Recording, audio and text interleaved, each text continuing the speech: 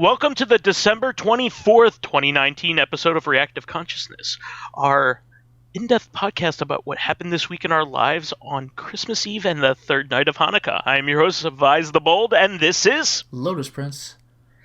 And we got another great show here. Unfortunately, no fans or guest appearances. However, we do have some really great news and a couple things that I missed the last couple weeks. I don't know how I missed them, but there was just a lot of stuff going on the last couple weeks. So I thankfully looked back in my notes and was able to catch them here. So if you have anybody to blame, blame Pyro and Old Man Stompy. Yeah, they while weren't they're here not to here direct to you. defend themselves. Yeah. They weren't. Old Man Stompy wasn't here to chastise me in everything else. Yep. But yeah, I did want to talk about a couple things here. But amongst the big news, I guess.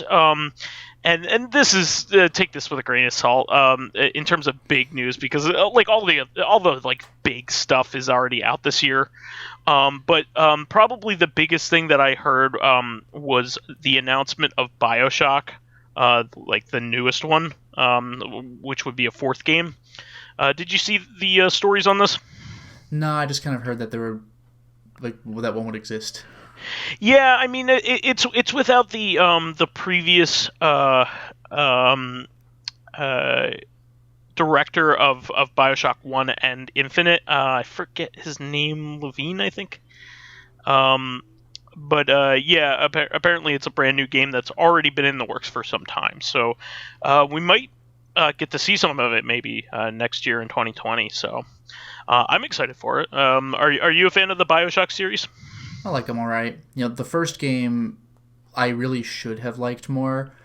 Everybody else liked it more because it was their first Shock experience. But like, I played Luminaire's copy over at his place a long time ago on like PS3, I think, or 360 was one of those two. And just the whole time I was playing it, I was like, I've played this game before, except it was in space. Like Yeah. I was able to call the plot twist because I played a fucking PC game from 1999. Like, Bioshock is a great game, don't get me wrong, but like, it's the Force Awakens of the Shock games. I was like, it's great, but I know about this already. I know about this already. This is an analog for that. You know, like, I just couldn't stop thinking about it the whole time. Bioshock 2 was a weaker game with superior gameplay, but I liked it more because I did not know everything that was going to happen. And Bioshock Infinite, the gameplay took a little bit of a step down. I think the combat in Bioshock 2 is a bit better, but I quite enjoyed the story and the ending. I mean,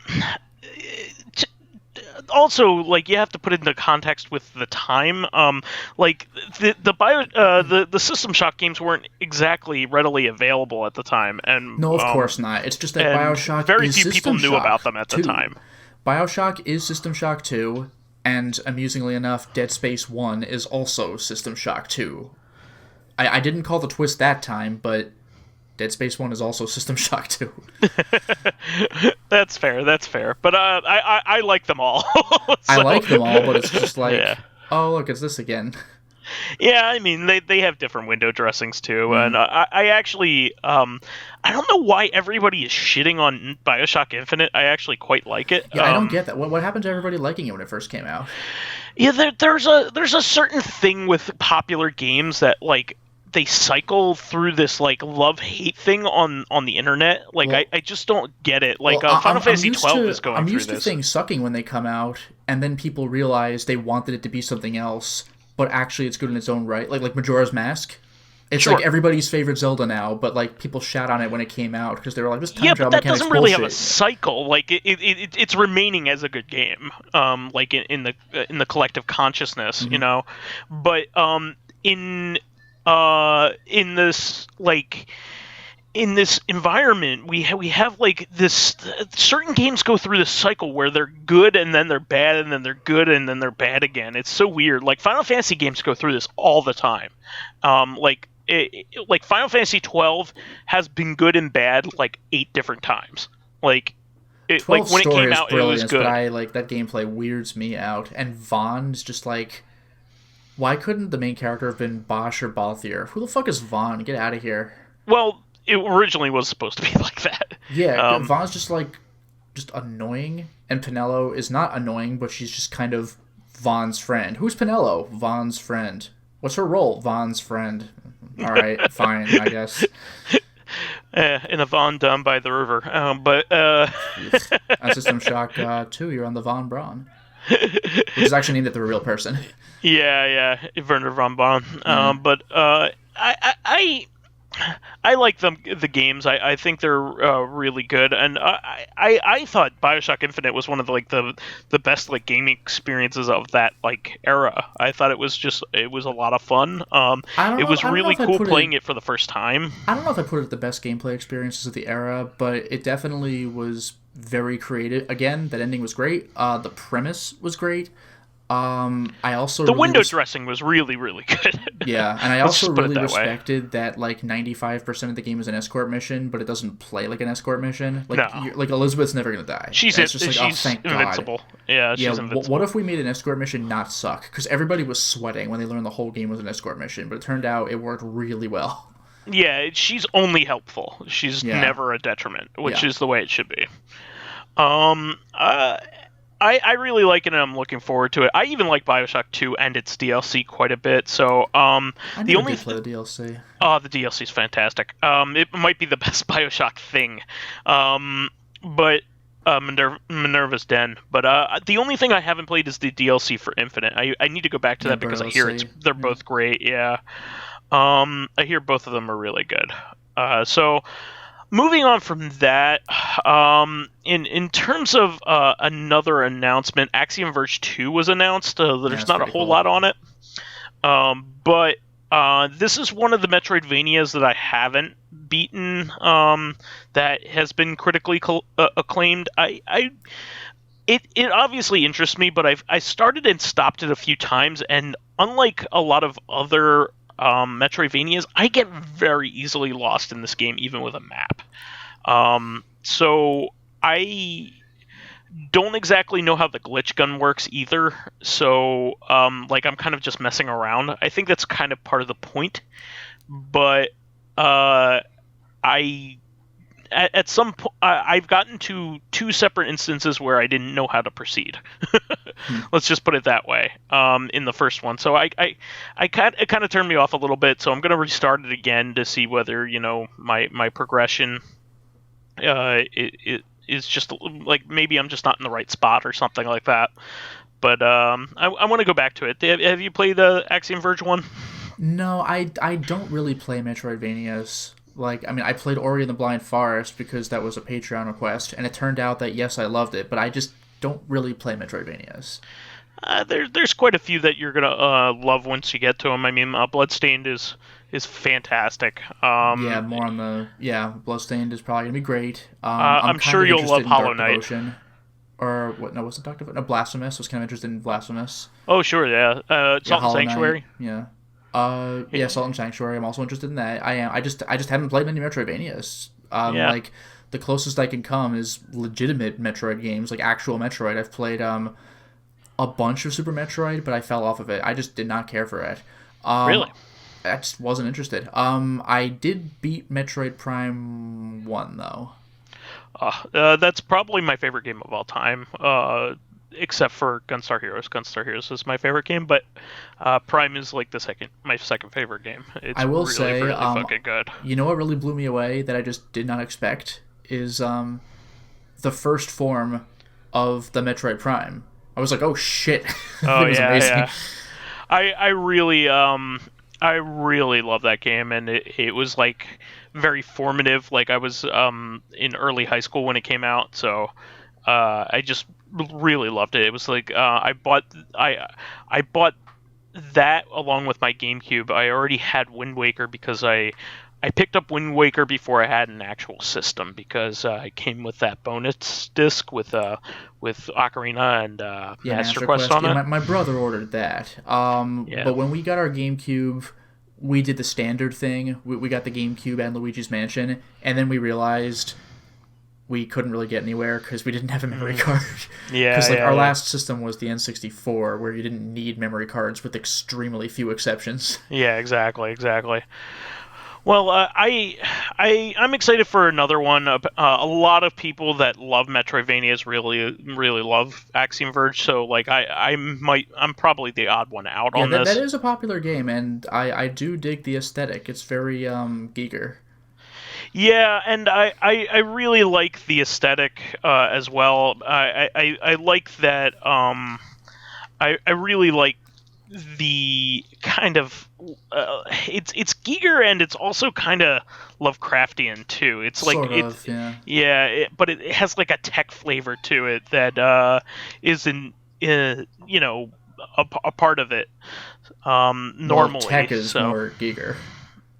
yeah, more, but it's not even just mechanical. It's also like technological as well. So like Giger is more has a hefty mechanical component to it. Yeah, he has a Um, lot of like steel like tubes and shafts and stuff like that, and weird shit happening to people's faces. yeah.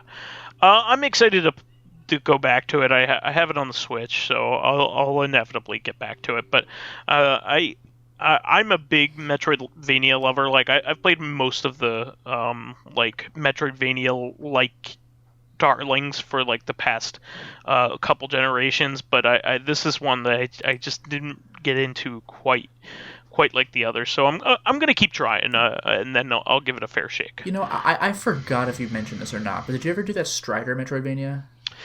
You know what? I was being a crazy person. I was like, okay, I gotta beat the NES game first because it kind of like follows the story of the NES game. The NES But game story is actually pretty cool, but that game's jank as hell. yeah, I was just gonna say that. I realized upon playing the NES game that like this game is janky as shit. So like I understand why they didn't release it in Japan With a because they were guide, probably with a guide, it actually doesn't look too bad. But you better use a guide. yeah. It's just a pain in the ass to do the moves in that game, and it's also like it's programmed poorly. Yeah. Um, Oh yeah, to the point where like you can glitch through like several walls and doors and everything. You could speedrun the game in like 15 minutes. yeah, it's not the best, but I may just. I mean, it's not a long game, so maybe I'll just play it with a fucking guide and then get through that, and Yeah, the then story's kind of cool actually. go on to the Strider game from last gen. One of these days I'll get to it. I mean, that one Strider's a lot of fun. I really was a big fan of Strider 2 when that came out on PS1. PS1. Yeah. Yeah, I love Strider 2. It's a really fun game, and Strider 1's a classic. Yeah, So all you have to do is put in the Strider 2 disc to play Strider 1. It's super easy. you know what's kind of funny is I think the like the PS3 PSN release is still has the same problem. That doesn't even make Like sense. yeah, like if you start up the game, it like disc 1 is Strider 1, even though like They're going 2, for that authenticity. I guess Yeah, I disc don't 1 know. is Strider 2, disc 2 is Strider 1. That's so bizarre.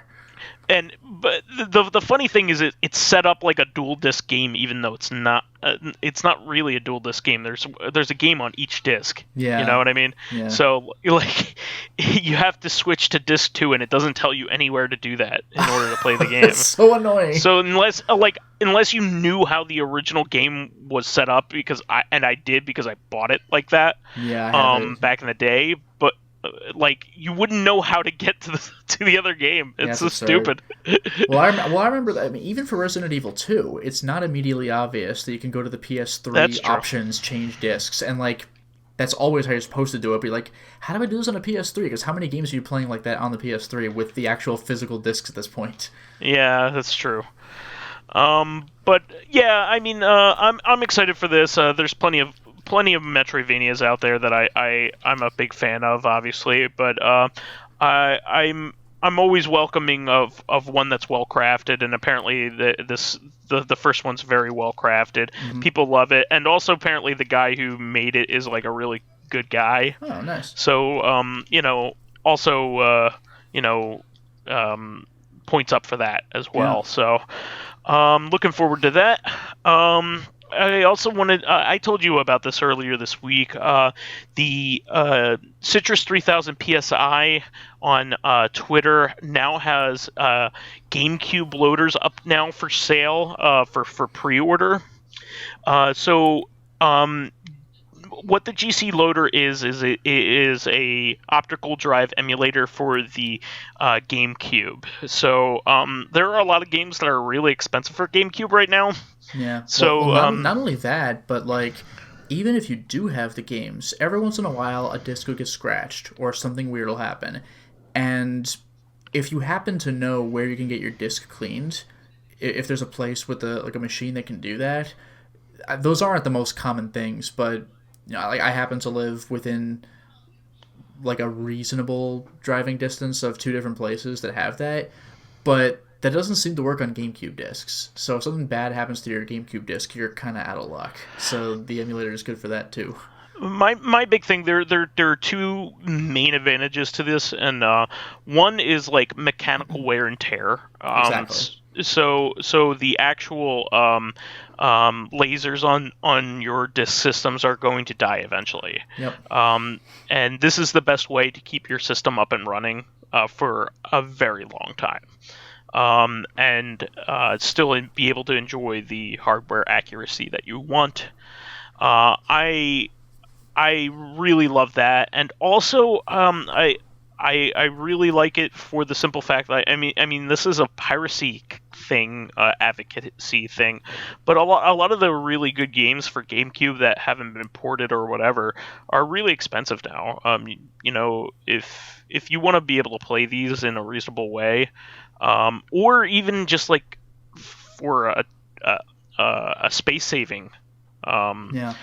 Thing, you know, having the library at your fingertips is just a really cool thing, and you'll be able to play games that you never played before. Also, there are translation patches for GameCube that's games a big now. deal too. Yeah. So there's all kinds of really cool stuff that you could do with this, and there's homebrew too. I can't diminish that. So the GameCube is a great system. It holds up really, really well. This day and age, there are quite a few games that are still great to play. I mean, Yeah. Luigi's Mansion is a great game. Good enough to get two sequels. Paper Mario, Thousand Year Door, Metroid Prime 2. There's a ton of really great GameCube games that never got ports, or there are some games that have their best versions on the GameCube. Like some of them have like more stable versions than the Xbox versions. Yeah, well, I think like Sonic from Adventure back then. 2, like for Dreamcast ports. Skies of Arcadia, it's debatable as to which version's the best, but the GameCube version has the most content and all the DLC. I would say the GameCube, being like a Skies of Arcadia like fan, the only downside to the GameCube one, and I think this should be fixed by the fan community eventually, is that the music plays a little fast. Yeah, and apparently, from what I was told, the Dreamcast might have a little bit better graphical output than the GameCube version, because the GameCube goes up to like 480, I guess, and the Dreamcast could potentially do like... Was that VGA compatible? Yeah, but you could do 480p with the GameCube one. I like I said, I it doesn't have any of the VMU like stuff because they patched it back into the game. Yeah, it doesn't have the VMU games which is good because VMU doesn't exist on the GameCube, but you can get the content from the VMU stuff, which is better, you know, than having to play it on your little VMU. Yeah, because like the VMU games would get you certain items, but instead you get those items in different ways from like boss fights or something like that, so it works out. The only thing that's a little weird is that I think to play the VMU games, you would have to give this one particular character there's 3 statues, and in the GameCube version, you just kind of have those statues, and you're like, what purpose do they serve? None. Do I sell them? I guess. But otherwise, whatever. And there's the extra content, there's the extra bounties, right? No, there's no extra bounties. There's I don't think there's an extra boss fight. There's an extra discovery, and there's an extra weapon. Okay. Yeah, I mean, honestly, there's not much difference. There is a tuned amount of free in terms of frequency, in terms of the random battles. Yeah. That is much appreciated. So that's why I say the GameCube version is better. Yeah. It's less annoying to go look for discoveries, for instance.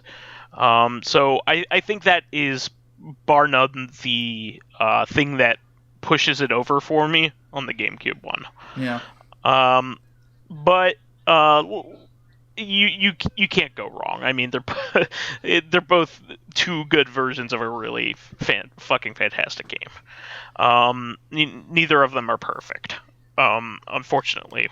But I love that game, so I'm sure it's creeping up in value, especially the GameCube version, because the GameCube is a much more popular system than the Dreamcast ever was. And how about Smash Brothers? I mean, the Melee's on the GameCube. You have, which is some people's still preferred version of the game that I don't agree with, but whatever. You have Mario Tennis and Mario Golf that have probably two of the best versions of that game. Yeah, Mario Power Tennis, that game's great. Yeah, I mean, I think Aces may have eclipsed it, but it's still really fucking good. Yeah, and by the way, its opening movie is incredible. Yeah, it's really good. You have the Bait and Kaidos games that haven't been ported at all. That's true, yeah.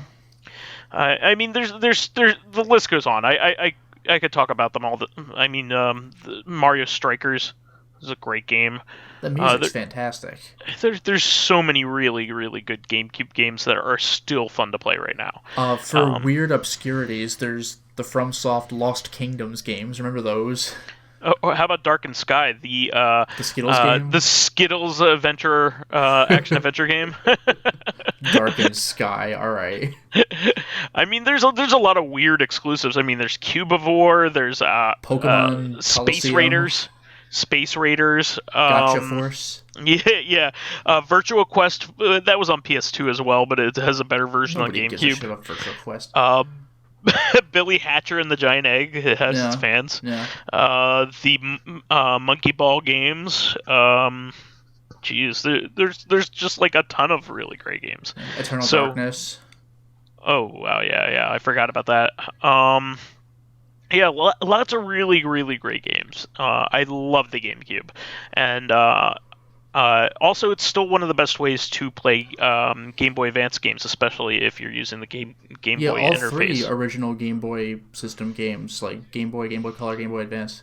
Yeah, really good stuff. So this, along with an HDMI solution, which are very readily available for GameCube, I think you have a really great winning system. I actually, there was a different company that just put up, it was Laser Bear Industries, I think is what it's called, just put up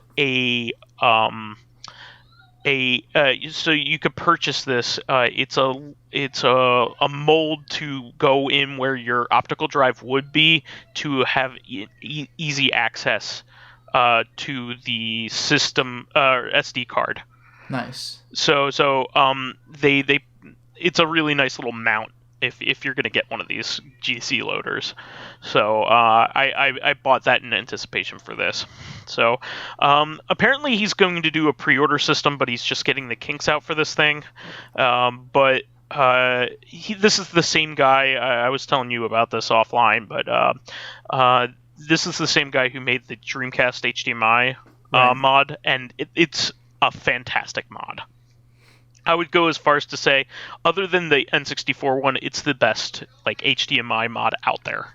It's really, really, really good. It's absolutely worth getting if you want to play your Dreamcast on an LCD, a modern TV. But yeah, definitely look out for that and watch it on Twitter because it's good stuff. Moving on from that, I did want to quickly do a rest in peace kind of thing here for Chuck Peddle. Did you see this earlier on Twitter? I'm not sure.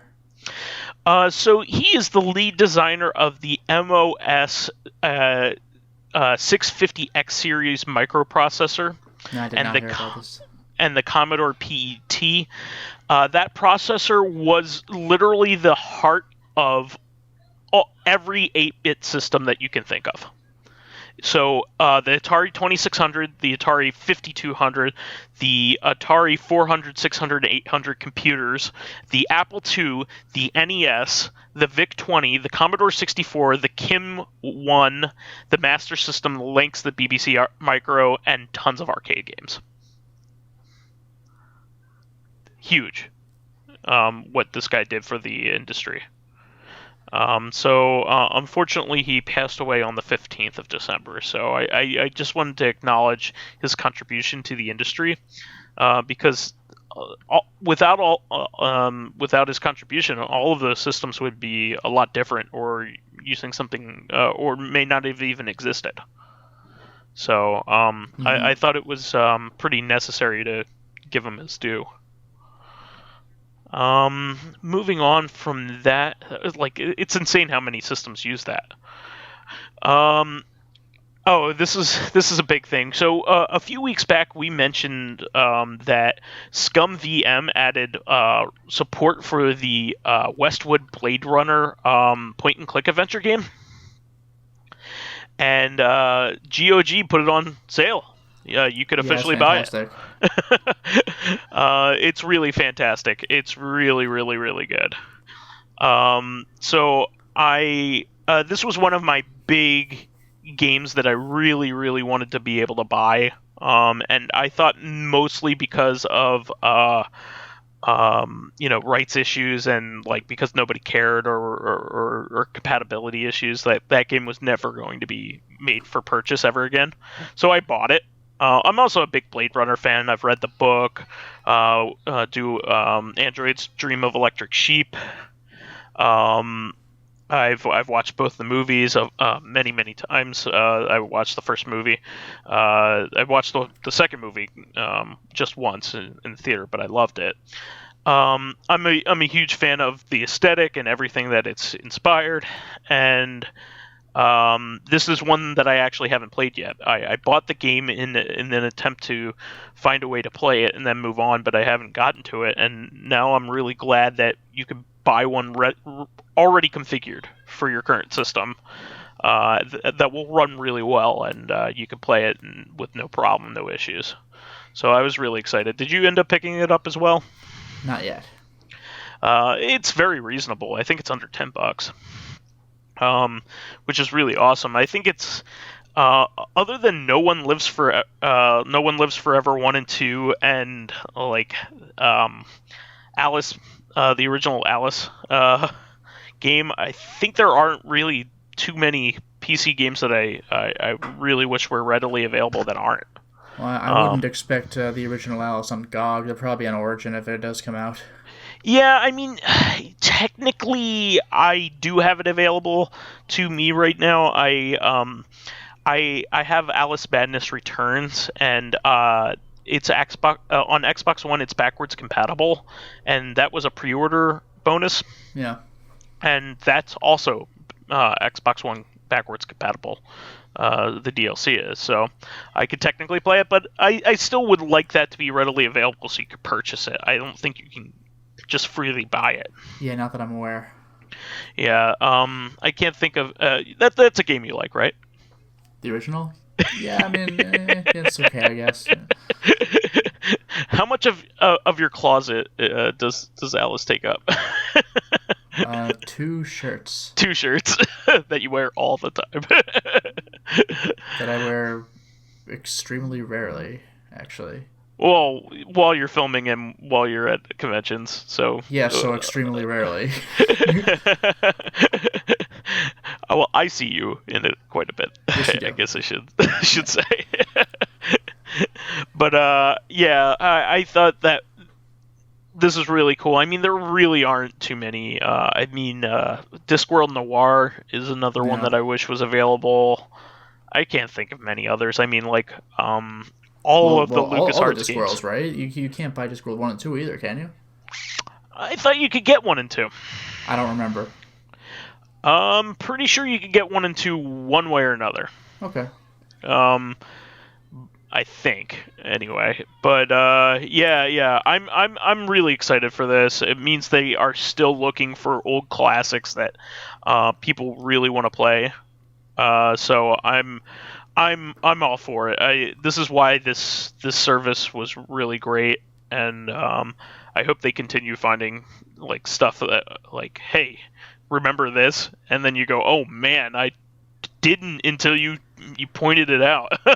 Yeah, I still can't believe they brought God of Thunder to Steam. That blew my damn mind. For free. It's crazy. And like Biomenace is also free. Yeah, Raptor Call of Sadness is on there, both versions, I think. Superhero League of Hoboken is like $5. It's crazy.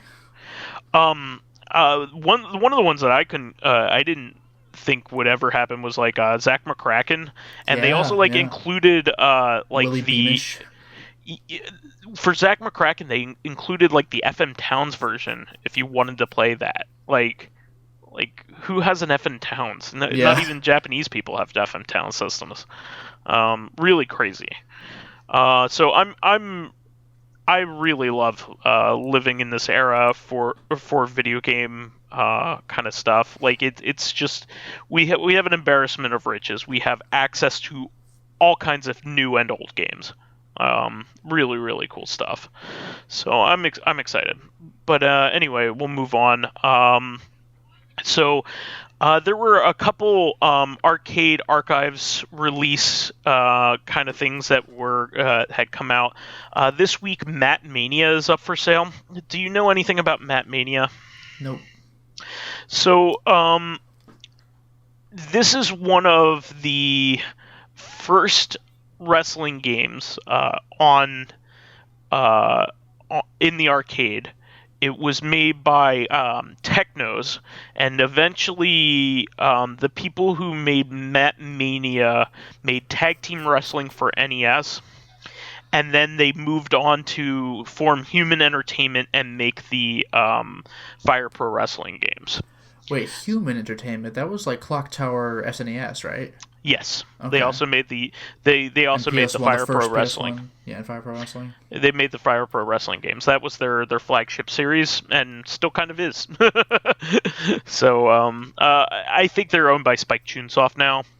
I think they're the ones who put out the most recent Fire Pro, but that game's doing really well. So it's pretty cool. But I just wanted to mention it because there's a lot of legacy there, especially that's where Suda51 got his first start, was at Human Entertainment, where he was doing Fire Pro Wrestling. So these games are very important to the legacy of games the way they currently are. Plus, early wrestling games are a lot of fun. I really like them a lot better than the current ones because they're pretty wacky, and they just have a real cool arcadey feel to them. I don't like Sims in any respect, and I like playing I like playing these type of games. So Mat Mania is definitely a cool one for sure, and I was very happy. This is a Taito joint, but it was made by Technos. Yeah, so I was correct. So really cool. They went on to make some of the WWF games back in the day, like WWF WrestleFest as well. It's a lot of fun. It's like you could knock out the ref and go outside of the ring and that kind of stuff, like cool stuff that you could see like on TV. So it's a notable game in wrestling game history, and I'm sure Hardcore Gaming 101's wrestling book, which should be coming out next year, will have some extensive coverage of it. But I just wanted to give that a shout out.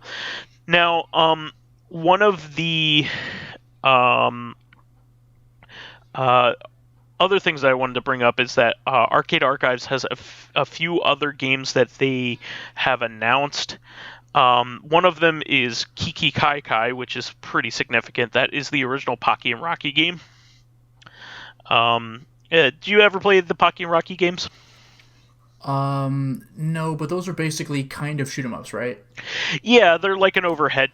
Like you're the Shrine Maiden and the Tanuki guy. Yeah, exactly. So, it kind of has a perspective similar to Commando or Ikirai Warriors, in which you're over a head and you're shooting up and you're moving forward. Yeah, like your bullets are those, like, I forgot what they're called, like those spirit wards, like the piece of paper. Yeah, that yeah, like, exactly. Because your enemies are all supernatural, so the idea is you hit them with the piece of paper that stick to Seals? them, and the seals, they disappear. Yeah.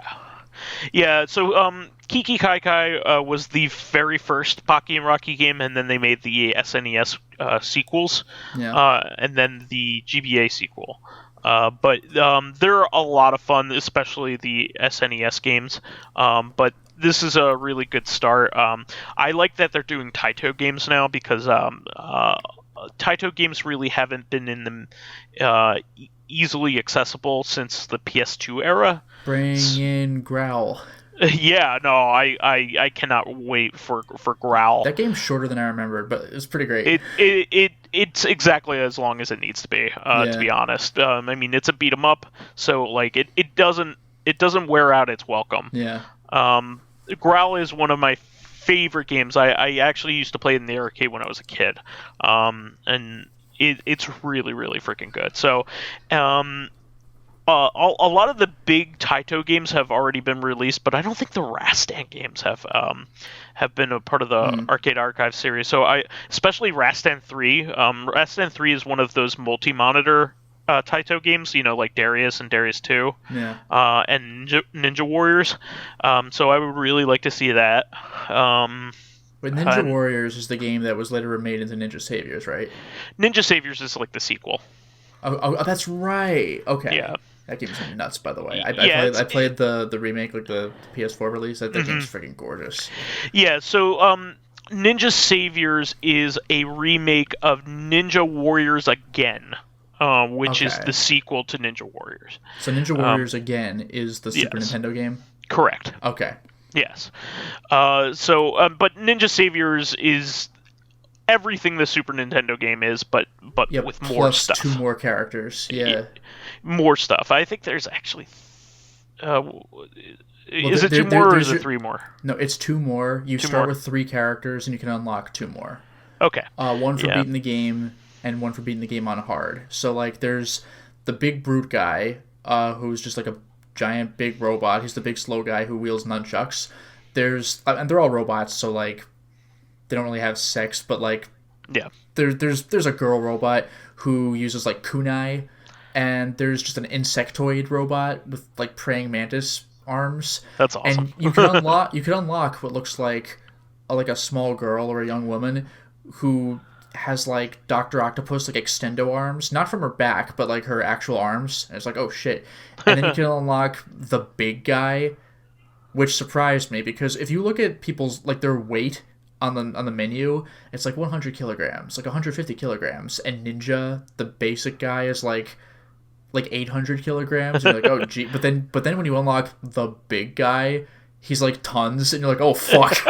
And like to turn around is a button combination. You have to press back and X or forward and X, and he just it goes like vroom, and just like turns around. You're like, oh god. He can transform into like gun mode. He's extremely slow, but like what a monster. He looks like a boss character. It's fantastic. Well, speaking of the guys that made the remake of Wild Guns and Ninja Saviors is actually they are planning to make a third game, which will be a remake of their previous products. Tulip, of course. And actually, Tulip is not one of those. No, I know, but like Wild Guns and Tulip are both Natsume. Yeah, but different teams. Actually, wasn't Pocky and Rocky Natsume as well? So that was my point. Yeah, okay. That's where I was getting to. Pocky and Rocky, they said they are working on a third title. Nice. So the most likely candidate is Pocky and Rocky or Pocky and Rocky 2. So I'm really excited for that whenever that comes out. So there are also a couple other ones that they announced. Saint Dragon and Double X Mission, which I've never played, but it sounds like an obscure arcade game, so I'm all for it. I'm all for arcade games that I've never played before. Yeah. Penguin Wars and Daytona Twinbee, which is the second Twinbee game, and Tin Star. So really cool stuff. I'm really excited. So I love these Arcade Archives releases. I love talking about them, and especially now that they're getting into a lot of like the Taito games. I'm just really excited because Taito games are really really good and hold up really well. So, moving on from that, I did want to mention that there is a shmup game coming out pretty soon. Actually, tomorrow, as of the release of the show, that will be on Christmas Day. Natsuki Chronicle by Cute is coming out on Xbox One. This is a company that made. Pretty sure this is the company that made Escatos, if I'm not mistaken. Yeah, I'm pretty sure that's it. Escatos was probably my favorite shmup of last generation. I really, really, really loved that game. Yeah, unlike a lot of other games that were released in that era, a lot of them had like the lolly aesthetic, which I've never been down with. But Escatos was like old school, like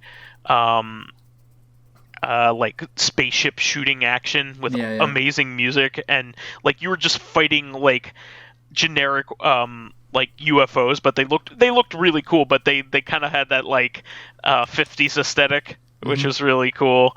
And it was made by the team that made two really great homebrew shmups for the Wonder Salon of all things, and they even included those games in the package. They were, what was it, Original Sin and I forget what the other one was called, but they're really really fun games, and so I'm excited that they are releasing a new game. I really am excited. So I know that you're not a big shmup guy, but I definitely think this will be worth playing for sure. So yeah, Natsuki Chronicle is going to be an Xbox One exclusive, which I did not expect. The original games that they made were Judgment, Silver Sword, and Cardinal Sins. There we go. So I'm really excited for this, and I'm also excited that it's like a worldwide release. You can actually pre-order it on the Xbox like Microsoft website right now if you really want to. I think it's digital only. So let's see what else. There is also this was interesting. Did you see this story about the DualShock back button attachment? Nope. So they're coming out with this new attachment that has configurable like back buttons for your PlayStation 4 controller that you could attach to it. What does that mean? Like buttons on the back of the controller? Yeah, they're kind of like levers. Kind of like have you ever seen the Xbox One Elite controller at all? No. I mean, I know it just has like a shit ton of buttons on it. It looks like a gaming mouse. Yeah. So PS4 back button. Let me see if I can find you a picture of it. Is it like the Vita? You like squeeze it, like the front and the back? No, it kind of is highly configurable. It's supposed to have VR functionality. It's supposed to like I don't know. It's supposed to be kind of like almost like another trigger if you want that kind of thing. Weird.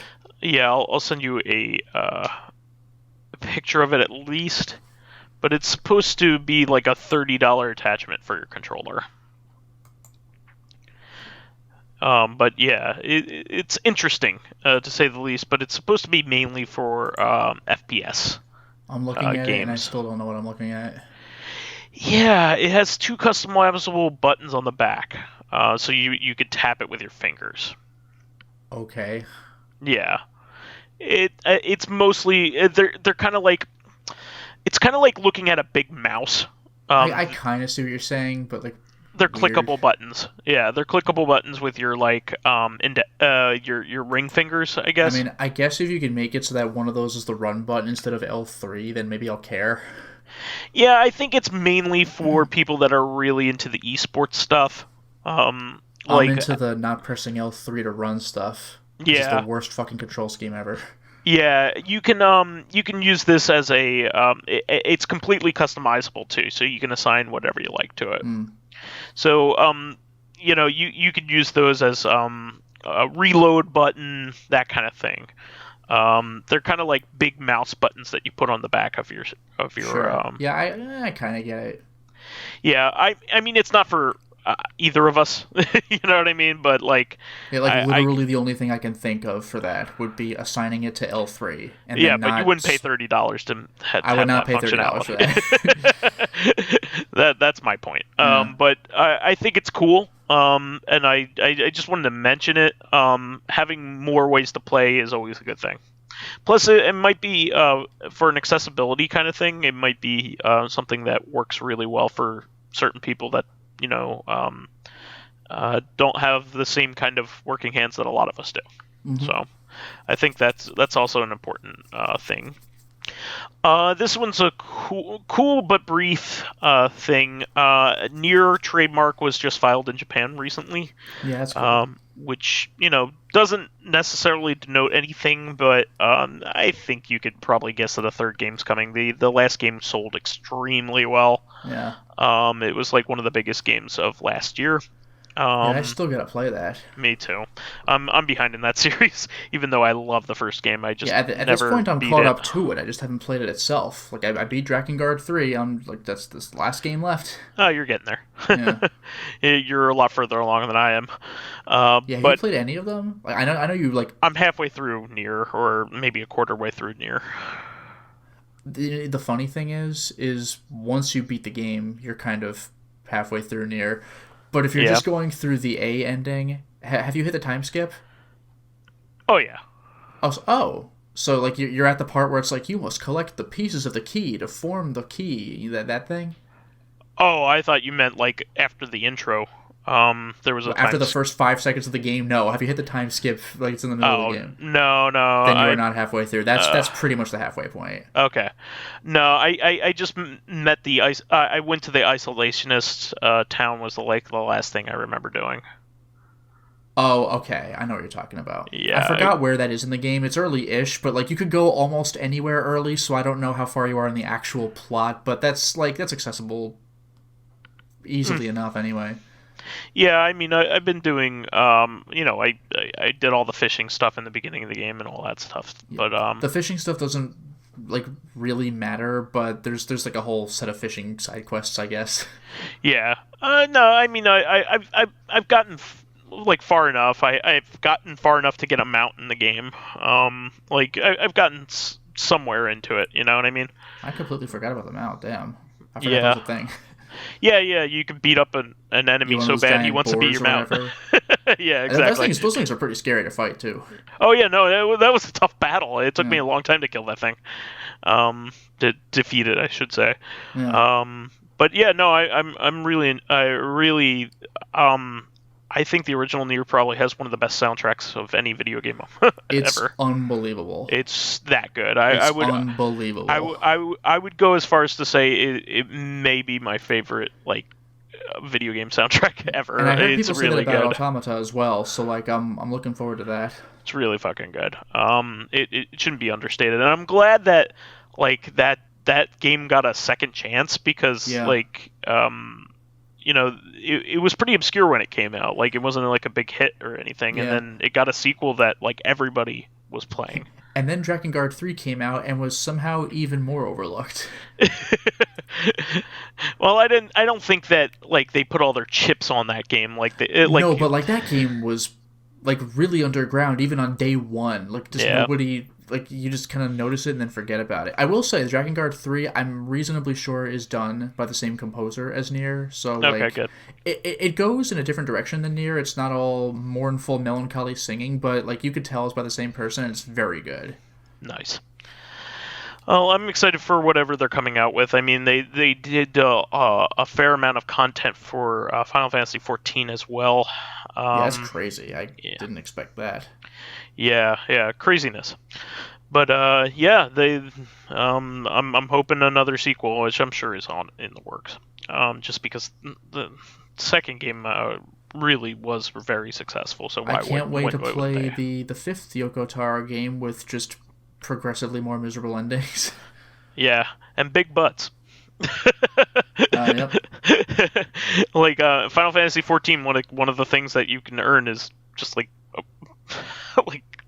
like pants that accentuate your character's butt. Yep. It's insane. Anyway, Demon's Tilt came out for Switch and Steam. Do you know anything about Demon's Tilt?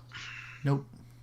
So Demon's Tilt is something that has been in for an early access for a long time, but is finally like a full game. So Demon's Tilt is an homage to Demon's Crush and Alien Crush, two really awesome pinball games on the TurboGrafx 16 or PC Engine.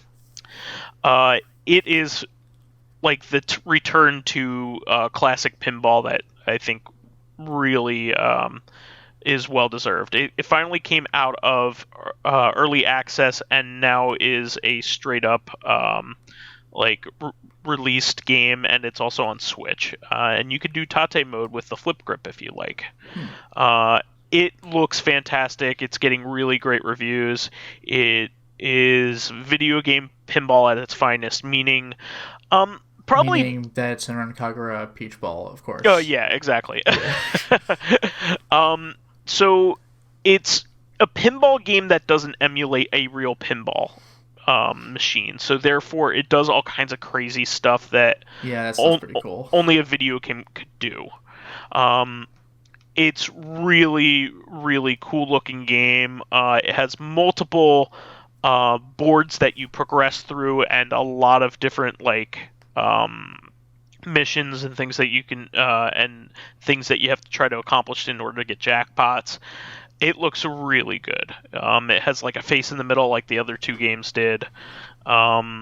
It's the aesthetics are really cool looking. I think it's, as of right now, on Steam it is normally $14.99, but it's on sale for $11.24, and you can get it on Switch for 10% off as well. So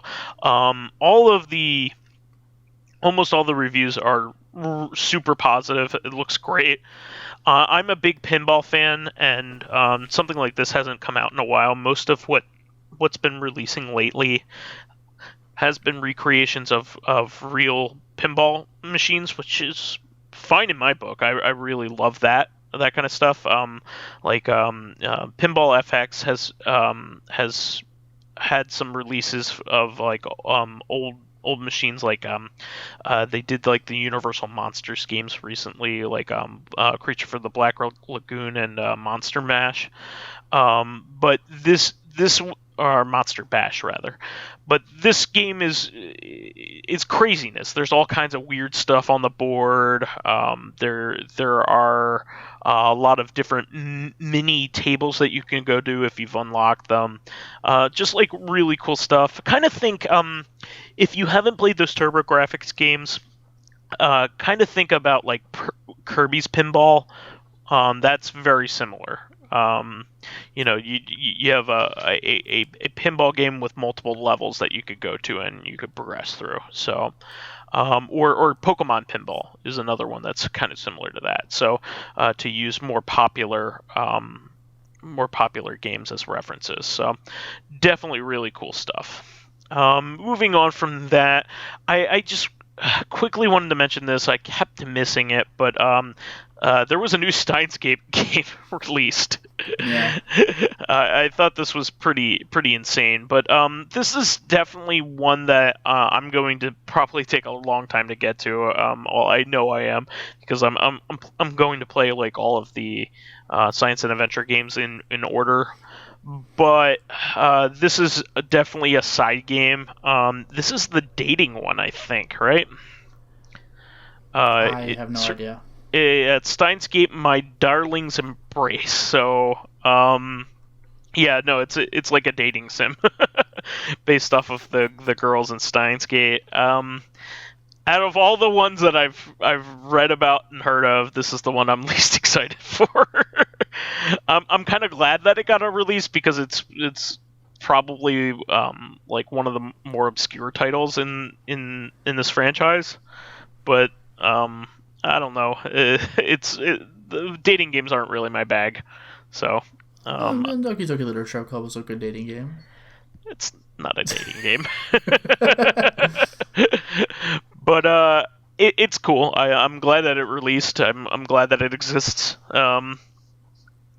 There's the new Umihara Kawase game that we've talked about a few times on the podcast. This is the one where you're the sushi chef with the fishing rod that you can kind of like bungee around. So this is Umihara Kawase Bazooka, and apparently it's like a 4-player like battle game, like a party game. and they recently showed the combat in it, so that's interesting. So I did not expect that of this series, but I just thought that was interesting. A couple other little things. There's a possible new Danganronpa for PC and PS4 being worked on by Spike Chunsoft. They have put out a recruitment bulletins for UI designers for a PS4 and Steam, and so apparently that's not necessarily one of the requirements in the job description, though, is they must like the Danganronpa series. So that's a pretty big hint. Now, that's not to say that it can't be another, a visual novel series. I mean, they put out Spike Chunsoft has been putting out some of the greatest visual novels of all time just recently. I mean, they put out 428 Shibuya Scramble. Well, to be fair, that game's 11 years old. It is, but we just got it in English. There's all kinds of stuff that they've just been releasing. All the science adventure games, Danganronpa. Well, they did AI Somnium Files, which I've seen people say is they liked even more than 428, which is crazy. So I look forward to playing that. I'm waiting for that, waiting to play that as well. So, I mean, you could hardly go wrong with probably the best visual novel producer currently running. I'm not afraid to say that. I mean, who else is better? I can't think of anybody, right? Yeah, I mean, the only other VN things I can think of off the top of my head are just like Axis games with Deathmark, and those are really good too. The ones they put out. So I've heard. Yeah. And I forgot who. Nisa with Silver Case. Yeah, I mean, there's a couple by Kemco. I mean, the more recent Raging Loop is a Kemco game, and that's supposed to be really good. But they also have done the Nonary games. Spike Chunsoft has done the Nonary games. Yes. So I mean, like they literally have all the biggest ones that, other than the Ace Attorney games, which haven't had a new entry in quite some time.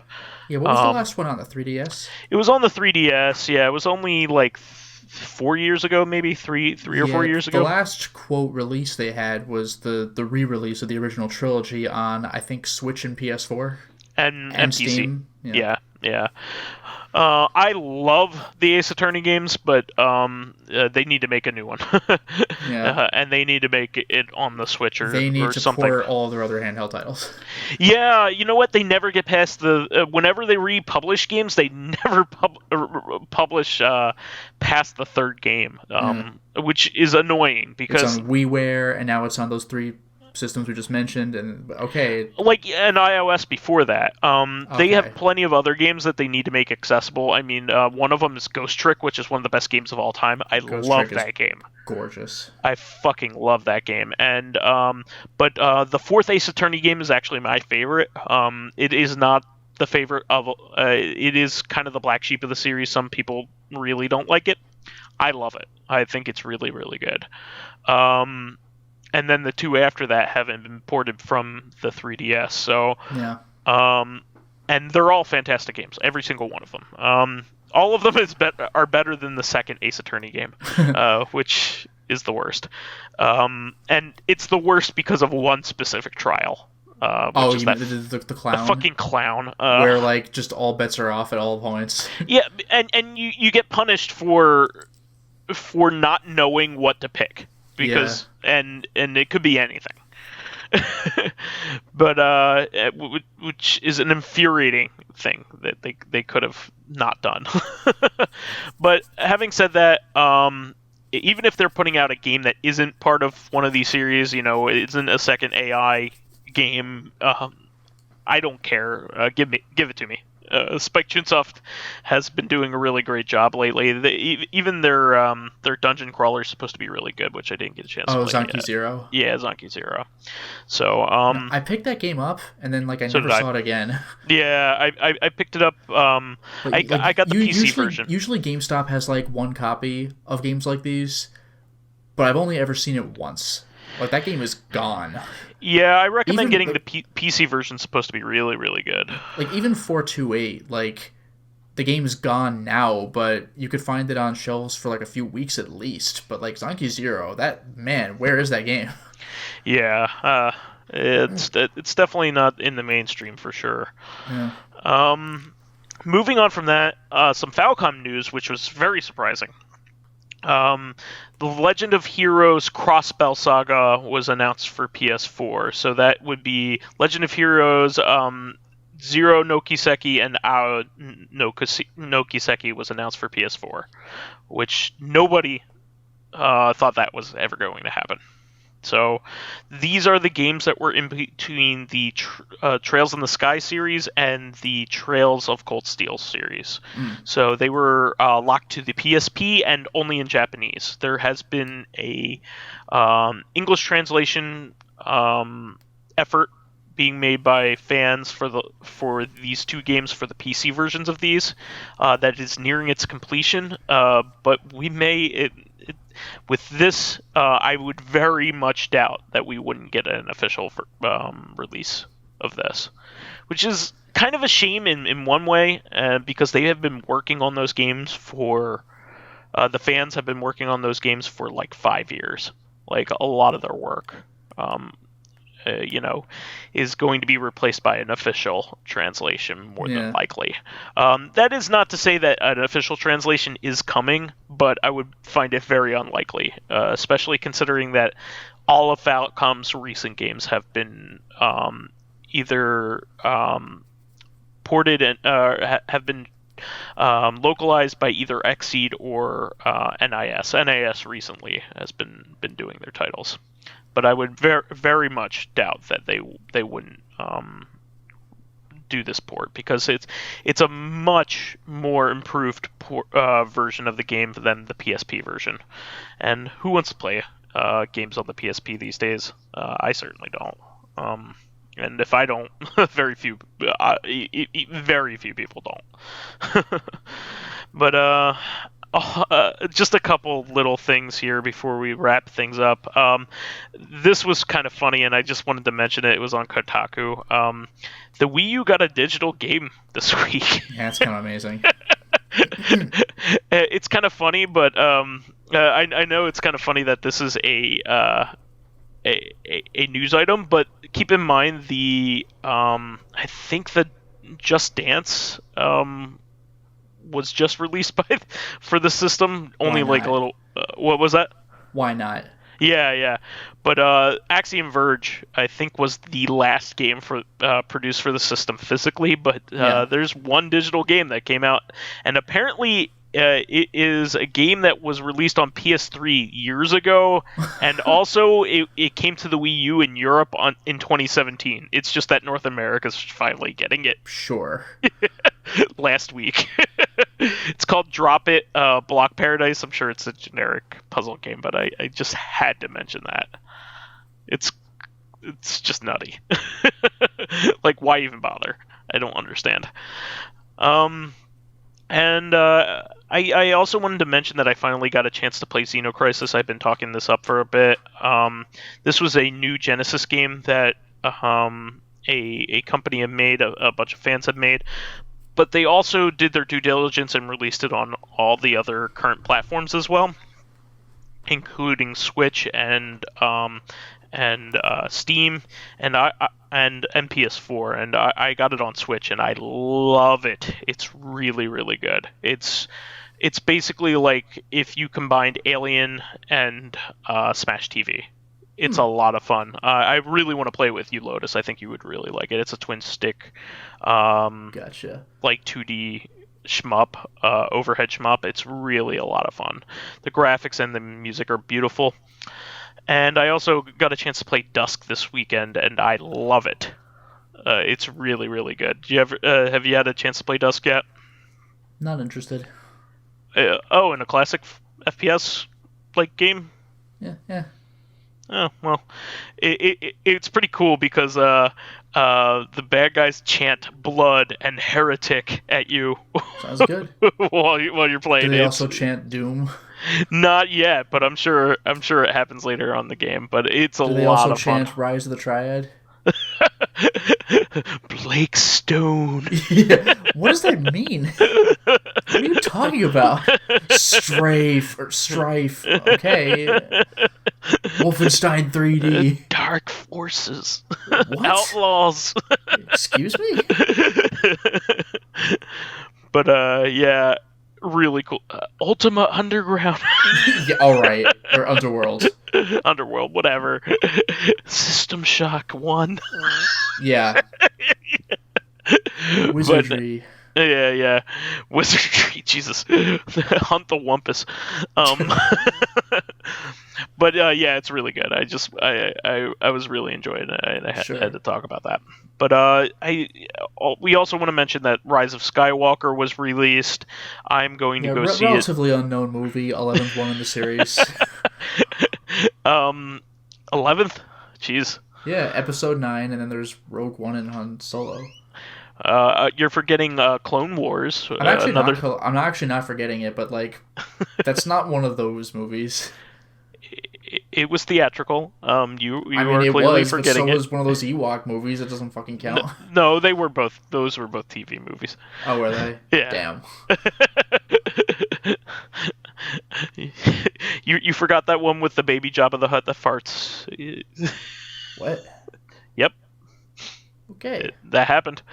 But yeah, I think it's like Stinky the Hutt, something like that. That's a George Lucas name if I ever heard one. Yup. But I mean, you don't have to go over it too in depth. But what did you think of it?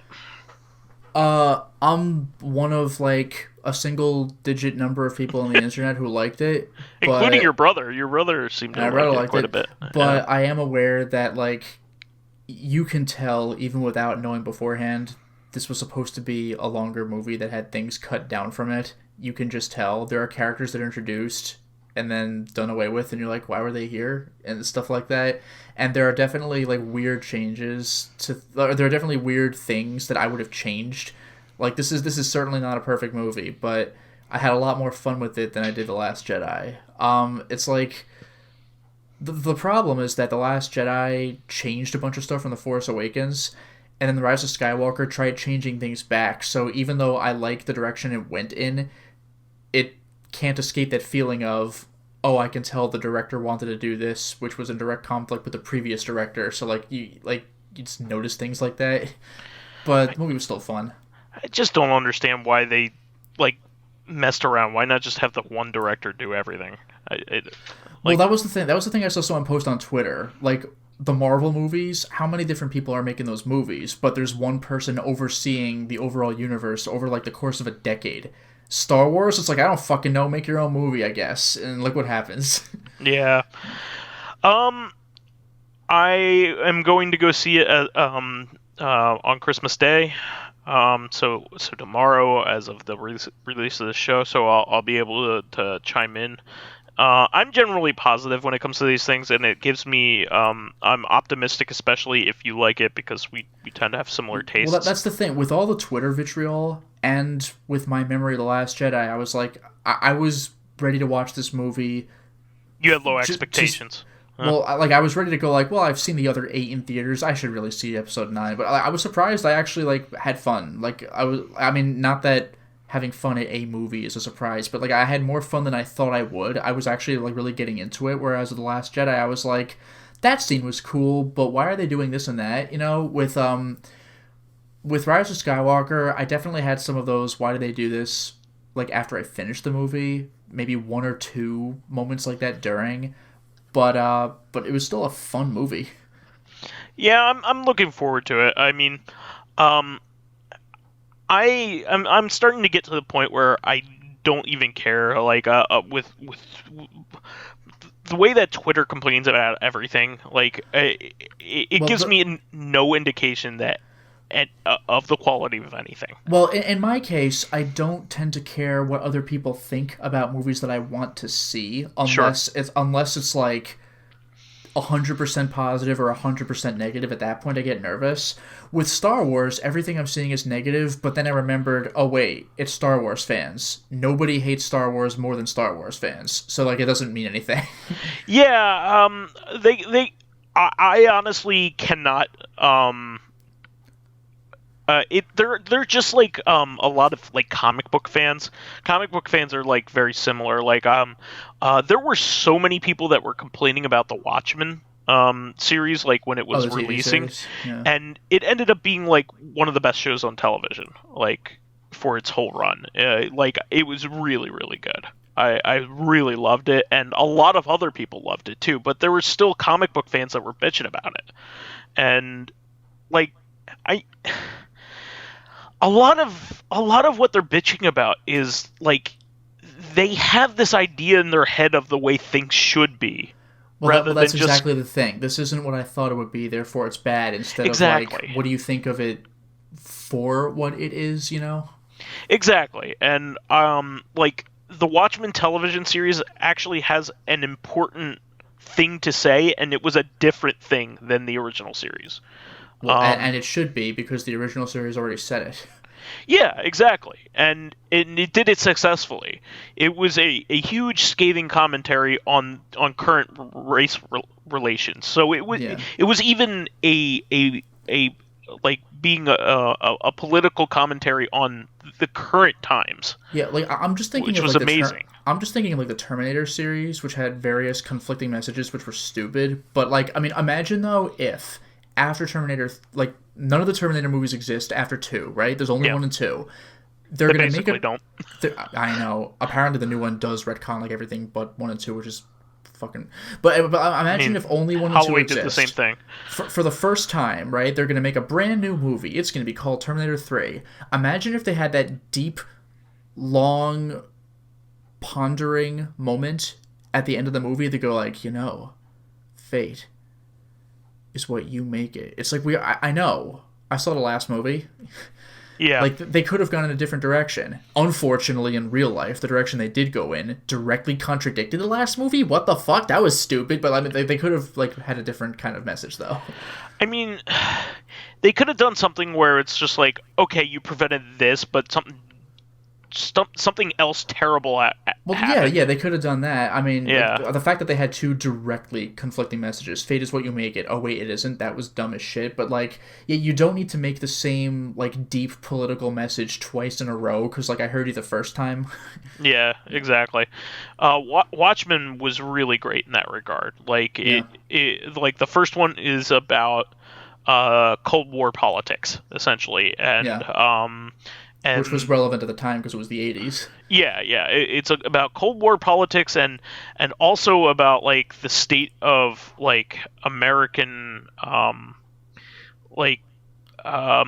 almost like imperialism.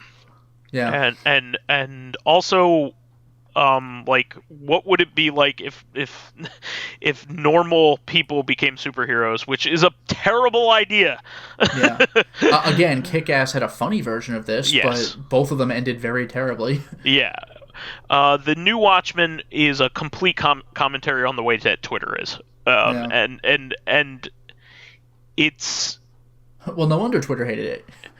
well, yeah, because it's calling out white You're a bunch of supremacists shits. on their bullshit. Yeah. And they wrapped the mythos of that into that, and I thought it was a genius. I thought it was great. So anyway, I'm excited for Rise of Skywalker. I don't care what everybody's saying. It's one of those movies that when you watch it and you read people who like actually say this is a thing I did not like instead of the movie's bad. Thanks, asshole. What was bad about it? If you actually read people's nitpicks, like you'll see them and you'll be like, yeah, but like I still like the movie though. Yeah. The Last Jedi I liked more than I didn't, but like I wouldn't just go out and say I like The Last Jedi. Like that is easily one of the weakest Star Wars movies I've seen in a while. Rise of Skywalker, I was overall much happier with, though, again, there are lots of things that I would change. And, like, again, you can clearly tell there was supposed to be more movie. Like, you'd be like, why did they even bother having me meet you? Why do you matter? You know, and now you're out of the movie. Like, stuff like that. I can tell you this, that all of the movies that have come out, like, since the prequels, have been way better than the prequels. Yeah, well, the thing with the prequels is that they had a cohesive vision, even though they were dry as fuck. They're embarrassing. I've gone back to them and I'm ashamed to watch them. Episode 1's embarrassing, but it was a fun like pew pew lasers movie. Episode 2 is I've only saw that once in theaters. Even as a kid, I was like, this movie's fucking terrible. 2 is the worst Star Wars movie. 3 is the best of the prequel trilogy, but it's okay. I watched it. I think both of the new episodes, are better than 3. Yeah, The Force Awakens is largely redundant, but it was cool to see changes they made with the universe, and it felt like a Star Wars movie. There are good parts. I don't like that they go, oh, you know, they have a throwaway framing of it all, because it's just like, oh, it's a Death Star but bigger. That was one of the worst parts of the entire movie for me, even though it was like 1 second. This is a hologram of the Death Star. This is Starkiller Base. See, it's bigger. All right. They were just trying to be cute, and whenever they try to be cute, it ends up either being terrible. Way, you put one little bomb in the exhaust port and the whole thing goes up, so I don't care how big it is. Shut up. It's stupid. They just put it in there to put it in there, and it has no meaning or consequence or anything. Just the idea that this threat is physically bigger than the last one, that means the stakes are bigger. Like, no, all right. There was absolutely no stakes. Like, they had the Death Star blow up Alderaan. They had Starkiller blow up 5 planets. Oh, damn. That you didn't care about. Yeah, all right. At least Leia was from Alderaan. These are just planets that I hear are good, I guess. Yeah, exactly. But let's like fuck off with that stuff. Yeah. But I did like, the Han Solo story. I did like. Yeah, that was interesting. I do like all of the stuff with Kylo Ren. I like Kylo all Ren of that stuff. is far and beyond the best part of the movies, which is really funny because he makes fun of Star Wars fans. Like, his existence makes fun of Star Wars fans. Yeah, because Bring back Darth Vader. I can't. Fuck, and he literally throws tantrums. It's the best. Love it. I love that part of the movie. I love that he's a whiny little bitch, and this is what everybody's scared of. This whiny little bitch. He becomes more of a he's still a whiny bitch in episode 8, which is great. He's not really a whiny bitch in episode 9. He still has anger issues, but he's not a brat. But he's still cool. He's fun. I like him. I think he's a great character. And I do like Rey, and I do like I like a lot of stuff about the new movies, but all the callback stuff is bad. Anytime when they get Matrixy, it's bad. Like in the Last Jedi, I don't like CG Leia floating into a ship. You could have shown that a different way that didn't look like garbage. Or they could have just not done that. Or not done what that. What the fuck was that? Or do the Matrix ducking during the lightsaber fight. It looked cool, but why are you doing this? Yeah. Well, it doesn't hold up. It never does. It never does. It only holds up for the Matrix because it invented it. It doesn't hold up for anything. It doesn't make any. It doesn't sell the movie to anybody. Let me just put it that way. So just stop doing it that way. You can show badass things in other ways other than them slow-mo, like that kind of stuff. But having said that, I loved The Last Jedi. I thought it was really great. I thought it was subversive, but apparently they threw a lot of that shit away. So my problem with The Last Jedi was that it set out to do things, whether you like them or not. Like, I don't like this decision. I love this decision, but it would always hedge its bets. Yeah. Which bugged me. That's corporate. The biggest one for me was the sacred texts. You just burn them. What the fuck? And then Yoda's like, be real. When's the last time you read these dusty old tomes? Why don't you just go ahead and teach philosophy? You don't need these ancient relics to push these ideas. You don't even read them yourself. But then they're still safe on Rey's ships. So, oh, okay. Yeah, so exactly. I guess we're not killing the past. All right, fine, thanks. Okay, that. That's what bothered me about The Last Jedi. They had a bunch of moments like that where we're gonna do let's not change too much. Let's give ourselves an out in case something goes wrong. It just felt like it was doing that. Yeah. Well, either way, I'll give my opinion next week. I had a lot of fun with The Rise of Skywalker. There were a couple of stupid fucking moments, but it did not detract from my overall enjoyment of the movie. I mean, I've just resigned myself to I'm gonna have to groan at something. Solo was the movie I groaned at the least. That's what I heard. The people who actually watched Solo liked it, but not a lot of people were interested in watching it in the first place. I only groaned at when he came up with his name, which is. That was just stupid, but everything else was great. That's the funniest thing to me. They have to justify why he's called Solo. That's just his name. That's it. They but the funny thing is, everybody in Star Wars has a name that describes what they are. Yeah. Are we gonna get Luke Skywalker's history? Oh, you go from planet to planet? I'll call you Skywalker. It's his last fucking name. Everybody's called every villain is called bad guy. You don't see a scene where they justify their names. Yeah, and this guy's a Kenobi, so he Kenobes. Oh, that's true. I forgot about that. That's very important. Anyway, I don't like you either. I don't like you either. You just watch yourself. All right. We're wanted men. Yeah, my best friend has a butt for a face, too. Yeah. The hell was that? It's George Lucas. You know how you could just be like, oh yeah, that Japan. Well, it's the same thing. When you see a George Lucas, you read some dumbass name. Oh, typical Lucas. Yep. All right. Well, I think that we've done plenty of damage for this week. We had quite a show, but we had some stuff to say. So that is the show for this week. Unless you have anything else you want to mention there, Lotus. He's called Darth Sidious because he's insidious. Please remember to subscribe to the Corrective Consciousness YouTube and Soundcloud pages. He is Count Dooku because he is Count Dracula. Yeah, get it? Because he's Christopher Lee. Yeah, nobody else is a Count. And Peter Cushing was Van Helsing. That he wasn't called Van Helsing or anything in Star Wars, but George Lucas really loved the Hammer horror movies, so there's Peter Cushing as Grand Moff Tarkin. Yep. While there, please give us thumbs ups, likes, and 5-star ratings on iTunes. Jar Jar doomed the entire Senate. It helps promote and spread awareness of the show, and any bit of encouragement helps keep the show going. Darth Maul is still alive. You can also catch us on Thursday for our sister podcast, Corrective Consciousness, the podcast where we explore the inanity of pop culture. I'll reiterate again, Stinky the Hut.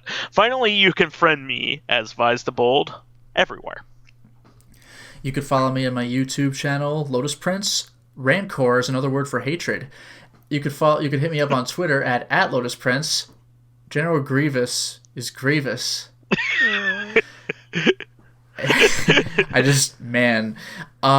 If you are interested in seeing my videos early, getting access to exclusive live streams, selecting upcoming games for me to Let's Play, I'm currently uploading The Gregory Horror Show, and getting involved with conversations with me and other patrons in Discord, then perhaps consider swinging by my Patreon account, which can be found at patreon.com/LotusPrince. The guy who sold cigarettes, known as Death Sticks, is named Elan Sleazebagano.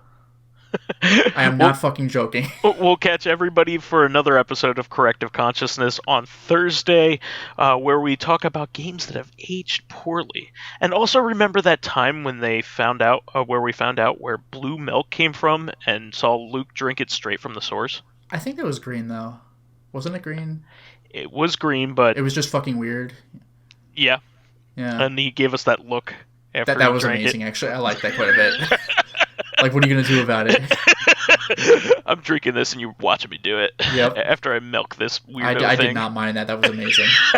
It's probably the best thing that happened in Star Wars, to be honest. It's way up there, yeah.